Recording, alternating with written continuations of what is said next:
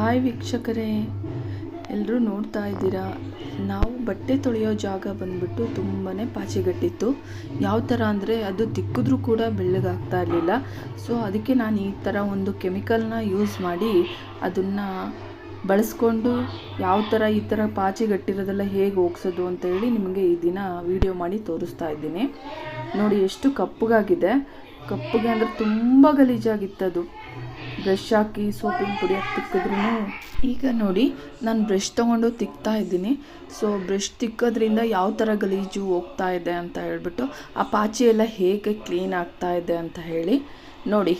ಎಷ್ಟು ಕಪ್ಪಾಗಿದೆ ಪಾಚಿ. ತುಂಬ ದಿನದಿಂದ ಮಳೆ ಬಂದು ಈಗೆಲ್ಲ ಪಾಚಿ ಕುಂತಿರೋದ್ರಿಂದ ತುಂಬಾ ಗಲೀಜಾಗಿತ್ತು. ಈಗ ನೋಡಿ ವೀಕ್ಷಕರೇ, ನಾನು ತೊಳೆದಿದ್ದೀನಿ. ಪಾಚಿ ಎಲ್ಲ ತಿಕ್ಕಾದ್ಮೇಲೆ ಯಾವ ಥರ ಕಾಣ್ತಾ ಇದೆ ಅಂತ ಹೇಳಿ ನೋಡಿ. ಎಷ್ಟು ಕ್ಲೀನಾಗಿದೆ. ಈಗ ಎಷ್ಟು ಸ್ವಲ್ಪ ಚೆನ್ನಾಗಿ ಕಾಣ್ತಾ ಇದೆ ನೋಡಿ. ನಾನು ಯಾವ ಕೆಮಿಕಲ್ ಯೂಸ್ ಮಾಡಿದ್ದೀನಿ ಅಂದರೆ ಆ್ಯಸಿಡ್.